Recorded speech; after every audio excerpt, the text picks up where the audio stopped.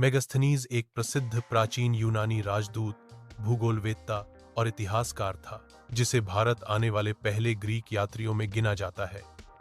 उसका भारत आगमन लगभग 302 ईसा पूर्व हुआ था।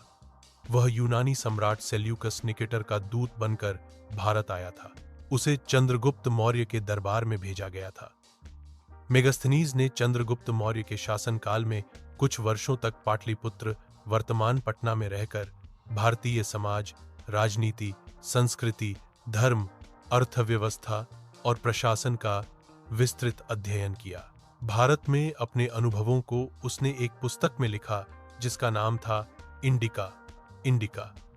यद्यपि यह ग्रंथ अब पूर्ण रूप से उपलब्ध नहीं है, लेकिन इसके अंश अन्य ग्रीक लेखकों जैसे स्ट्रैबो, एरियन और प्लिनी आदि की पुस्तकों में उद्धृत रूप में प्राप्त होते हैं। मेगास्थनीज ने भारतीय समाज की विशेषताओं का उल्लेख करते हुए लिखा कि यहाँ लोग धार्मिक, ईमानदार और नैतिकता में विश्वास रखने वाले होते हैं। उसने भारतीय समाज को 7 वर्गों, जातियों में बांटा: दार्शनिक, किसान, पशुपालक, शिल्पकार, सैनिक, पर्यवेक्षक और न्यायाधीश। यह वर्गीकरण उसके यूनानी दृष्टिकोण पर आधारित था। उसने पाटलिपुत्र नगर की तुलना यूनानी नगरों से की और लिखा कि यह नगर एक सुव्यवस्थित एवं भव्य नगर था।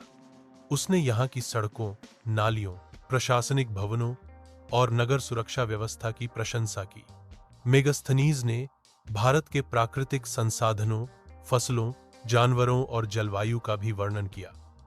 उसने यह भी लिखा कि भारत में चोरी या अपराध बहुत ही कम होते हैं और कानून व्यवस्था मजबूत है। इंडिका न केवल तत्कालीन भारत की झलक प्रस्तुत करती है, बल्कि यह इस बात का प्रमाण भी है कि मौर्यकालीन भारत राजनीतिक रूप से शक्तिशाली और सांस्कृतिक रूप से समृद्ध था। मेगास्थनीज का कार्य भारतीय इतिहास और विदेशी दृष्टिकोण से भारत की छवि को समझने के लिए एक महत्वपूर्ण स्रोत माना जाता है।